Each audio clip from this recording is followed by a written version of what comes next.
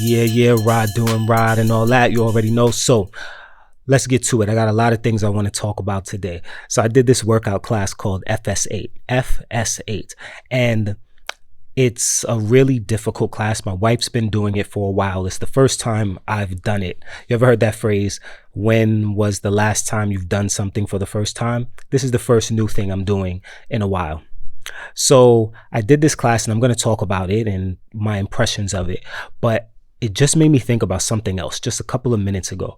I started to think about how people who don't do a certain thing or don't really pay close attention to something, they end up feeling like it doesn't have that much variance. They look at the category of what that belongs to, what that thing belongs to, and they think it's all the same. So I was thinking about, for an example, you may have people who look at wrestling, right? And they'll be like, oh, this is what wrestling is. The guys, they do this and they look like this and this is why it's fake and all that stuff. But then if you're into it, like I am, you know that it's a lot different in a whole lot of different ways, depending on the country, depending on the company, depending on just a lot of different variables. Or you may have people who say something like the weather in the Middle East is like this, but I live here, and people who actually know may tell you, no, it's not like that. And a certain time of year, it's sort of like how you're stereotypically thinking of it, but at another time of the year, it's different. And also in this country it is, but if you just go over a country or two, it's a lot different because it's where it's at on the globe and things like that. So I was thinking about this FS8 thing, and I was thinking how people who don't know it, if I had to describe it to them, because sometimes you have to do that stereotypical thing to describe it to them, and you might start talking about it, but they're looking to categorize it. People like to categorize things, and if they can't, then they get a little uncomfortable. So they may say, oh, is it like CrossFit? And you may say, no, it's not like CrossFit. But if you want to explain it to them, you may want to start there. It's not like CrossFit, but then they may say, oh yeah, my friend does F45 or Orange Theory or something like that. And then people who can distinguish between these things, sometimes they get a little territorial, a little defensive and stuff. And they'll be like, no, it's not like that. It's not like that. And I'm thinking, you shouldn't be like that, because to the person who doesn't know, they don't care about, or they can't really perceive the minor differences. It's not important. But I've seen people a lot of times who will be like, no, it's not like that. It's not like that, because they just feel kind of territorial over the thing and they like that thing and it's very special to them. So they think it's different. But to people who don't do FS8s or things like that, but have seen group exercise, they may think CrossFit and FS8 and P90X and all of that is the same. They're like, well, it's a bunch of exercises you have to do in a group setting with some kind of guidance, and it looks like it's tough. It looks like you need to be fit, and you do it for a certain amount of time, and all of the other variables are not that important to the person you're trying to explain this to. So you need to keep that in mind. Anyway, FS8. This particular class, I guess you can think about what defines a certain thing within the realm, within that category that you're trying to talk about. So in this fitness category, FS8 uses those machines. What do they call them? Reformers. And these are, now FS8 doesn't only use those, because there are classes that are strictly reformers. But this class has body weight. You use dumbbells, you use some ring that feels like some demonic device that, it's a rubber ring you have to squeeze and hold in weird ways.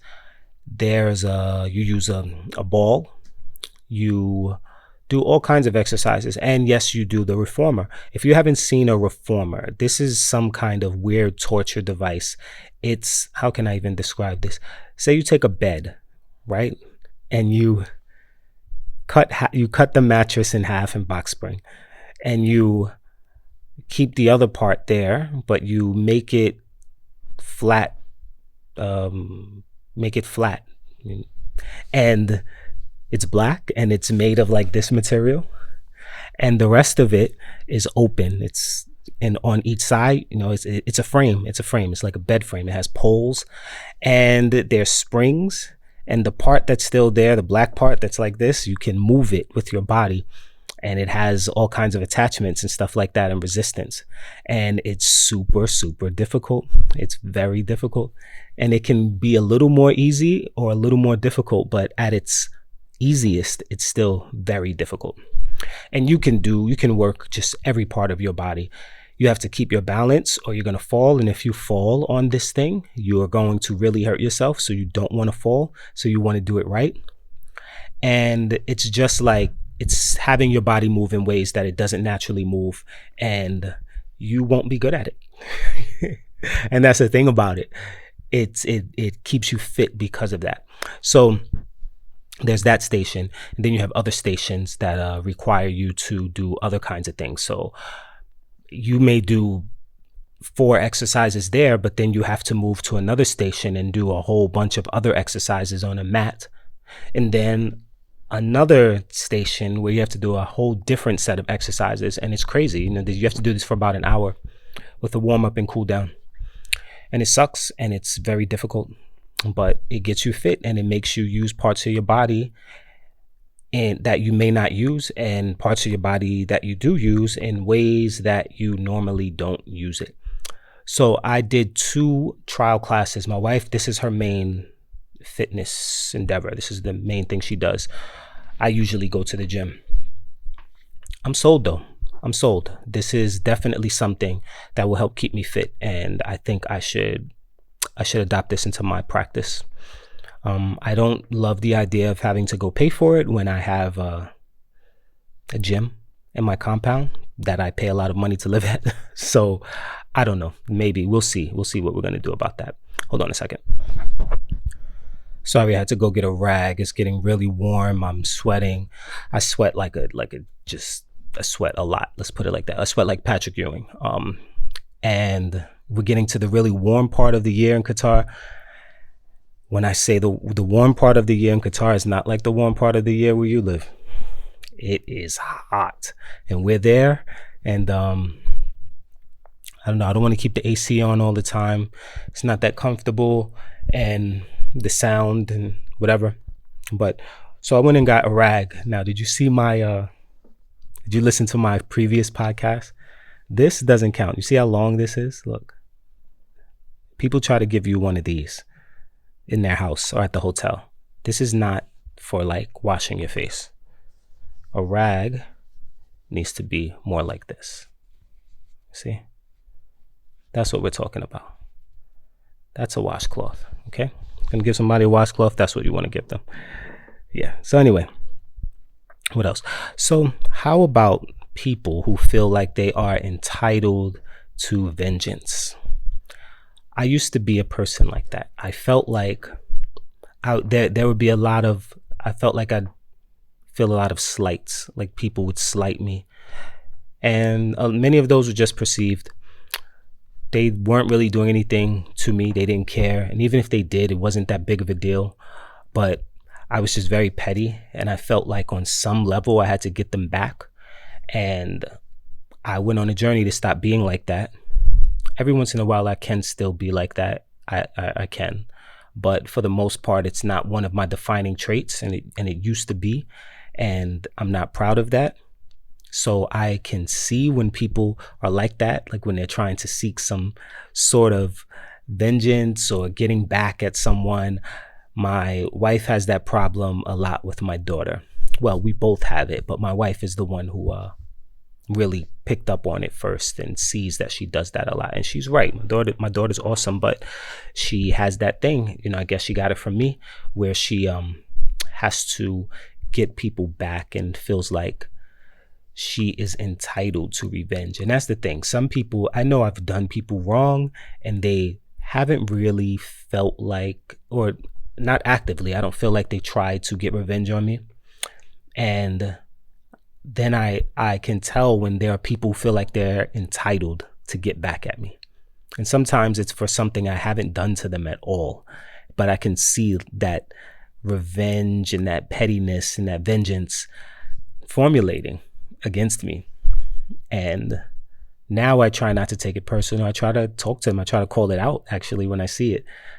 And as someone who used to do that, I can recognize it. And it's something to see when it comes to my kid. I have students who are like that also. And it's very important to not always get mad at the student or get mad at your kid when you see that, because from personal experience, it's an insecurity, or it's a lack of communication, or it's something where the person who's trying to get vengeance doesn't see something in the situation, and maybe just talking to them may help them see it, and then they won't be as petty. So I've went through all of that. It's just something that was on my mind. If you have a petty friend, a petty child, a petty student, petty partner. What else? How about people who can't swim but enjoy the water? I guess it's similar to like what I was saying before when I said I love karaoke but I can't sing. I guess it's a little similar to that. Although you're not gonna die from not being able to sing. Maybe just embarrassment. But even then, that's only if you choose to feel embarrassed, which I don't when I'm doing karaoke. I choose to feel awesome. But when it comes to swimming, shout out to all of you who can't swim, all of us, because I cannot swim. I can't swim, but I'm about to take lessons again.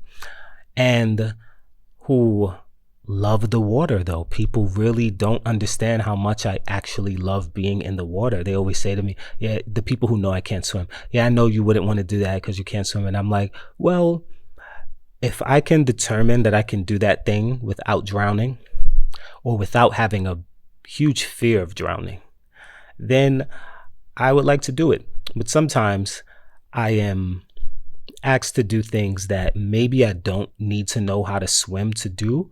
But if I did end up in the water, I would die from panic. So, I can't do that. I have a friend. I love him. I love him to death. But he tried to get me out on like a paddleboard, like a stand-up paddleboard out in the Gulf, in like the Arabian Gulf. And at night, even at daytime as well, but also at night. And there's wildlife there. It's wildlife to me. And also, if I fall in that water, I'm gonna die before I hit the water. I'm not gonna die of drowning. It's nighttime. I'm out in the Gulf, the ocean, shit. And I'm like, if I'm about to fall off that paddleboard, and I know that I'm definitely gonna fall, I'm like, oh, I'm dead.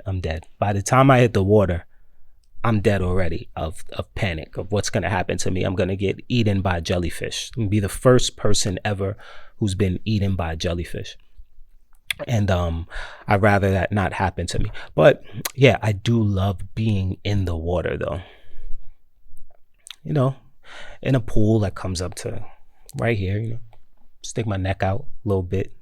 I can go underwater and do all the whack fake swimming I want to do. And I love just immersing myself in the water, holding my breath, lying down. I can't float, but I try. And I do some of the techniques that I did. I did learn some swimming techniques. I took some lessons, and I like to try some of those. It doesn't work, so I have to take lessons again. But yeah, I love being in the water. And I have done some things that would probably surprise people in the water. But yeah, some people, we just actually enjoy being in water but don't know how to swim. So anyway, I'll be taking some swimming lessons again. Hopefully within the next couple of weeks I'll start, and I'm gonna check back in with y'all and let y'all know how it's gone. Are you a robe, a pajamas, or onesies? Which would you rather wear to be cozy, to be in the house? Just imagine like a cozy, like holiday.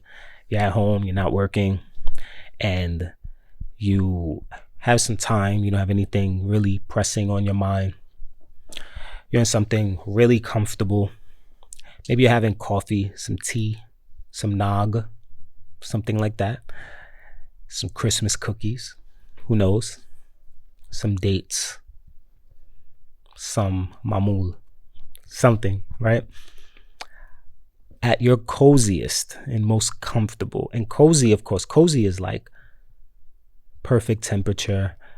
Your body feels super comfortable and secure, and it's cozy. Cozy is a specific thing. People who know me know I love cozy. Cozy is my thing. It's my jam. So at your coziest, would you be in a onesie, pajamas, or robe? I love all three. Like, I have a robe, and when I remember that I have a robe, sometimes I'll be a little chilly, and then I remember, oh, I have a robe. Throw my robe on, but I lost my belt. A robe without a belt is really like, the belt is 50% of the robe's coziness. You don't have a belt, and you can't like cinch around the midsection right there. Just, it's not as cozy. You don't have that thing kind of keeping you in there tight, hugging you. So it's not as cozy, but it's still a little bit cozy, especially like when you're lying down or something, having your coffee. And a nice fluffy robe, perfectly sized, big, allows you to stick your hand out without the arms completely covering your hand. But you don't want it too short, because if your wrist and everything and part of your forearm just completely comes out the robe, it's not as cozy. With the nice, is this a lapel? What is it? Lapel? I don't know. Nice big one right there. I'm not gonna say pause. Cozy right there. Cinch it. That's unbeatable. Nice robe with some slippers, But pajamas of the three are the most fashionable. When you have pajamas, you feel a little more mobile, right? You feel like you have an outfit on. You feel like you can go out if you need to. You pick your pajamas and you're a little goofy. You have a little more fun than you would with regular clothes when you pick your pajamas. You have all kinds of options. Maybe you like shorts and a top. Maybe you like pants and a top that buttons. Maybe you have something that's a little more long johnsy, long sleeve shirt. Pants that are a little more like sweats, something like that. Long johns don't factor into this conversation. Long johns have their place, but they're second tier. Long johns on a nicely shaped person, though, is pretty nice. But yeah, so but pajamas, and then like with your pajamas, you feel like you can go to the store, you can play with your kid outside the building, the house, something like that. It almost feels like clothes, right? If you have pajama day somewhere at school, it's always pajama day. Like, most people don't come in a robe or onesie, except me. I always have my robe if I remember. But pajamas are undefeated as well. Pajamas are like the suits of sleep clothes. It's like wearing a suit to bed. I can't go to bed in a pair of pajamas though. But you're most of a robe, pajamas, and onesies, you're most likely to go to sleep under the covers in pajamas. Like, who's gonna get under the covers in a robe? That's strange. That's super, super strange and psychotic. But also, so now the onesie, my personal favorite. I think I've only had one onesie as an adult. A few years ago, I don't know what happened to it, because it should fit me. It's not like my body's changed much as an adult. I don't know where it's at, but I loved it. I still have pictures of me in that onesie, and I have to order another one. See, the onesie zips up already. It's like a sleeping bag. We're talking about coziness. It's like a sleeping bag. Mine had a hood. My gosh, a hood blocks out all the breeze and draft around your head. Mine didn't have the feet, covering. It didn't have foot covering. So it did require slippers or socks. But if I did it again, you know, it's also underrated, some nice fuzzy socks. Nice fuzzy socks with either of these things, a robe, onesie, or pajamas. But yeah, I didn't have the foot covering, so I need to step my game up next time. I'm gonna get one that has the foot covering. But onesie is like, it does what pajamas and a robe does. The robe gives you that kind of full covering from head to toe, which almost feels like you have on a sheet or a blanket. So the onesie does that as well, but it gives you the versatility of pajamas because there's some kind of delineation between the top and the bottom, because the bottom of the onesie is like pants. And having the hood almost feels like you have two separate garments, but it's one. Hence, onesie. Out of the three, I'm a onesie person. Even though, see, I'm big into leisure wear, by the way. The thing I have the most of is not any of those things. I have mostly shorts and t-shirts. Like I'll go to like Mark and Spencer or H&M or whatever, and then I'll get sleepwear. Sometimes I'll wear sleepwear and leisure wear, meaning stuff you just wear leisure wear, like around the house, just to chill around the house. I wear it out all the time. I wear it to work. And yeah, I like to get like little matching sets of the shorts and the t-shirt. I love to be in my house, and when I'm in my house, I like to have a nice little set, you know, nice little set. Some shorts and a t-shirt, they go together. That's what makes them leisure wear or sleepwear. The material also, it's not like what you'd wear to go outside. So, but I wear it to go outside anyway. But yeah, out of all of them, the robe, the PJs, and the onesie, I'm more of a onesie person. How about you? Which one are you? Rod doing Rod. Make sure to subscribe, make sure to like, make sure to comment, make sure to share. And if there's anything you feel like you'd like me to talk about, put that in the comments, hit me up, reach me. And yeah, I'd love to talk about some of the topics you come up with too as well. I'm gonna make that lit. Too as well. I'm gonna start saying too as well about anything. Can you go there too as well? Further. Hey, stop. Rod doing Rod. Y'all take it easy. Peace.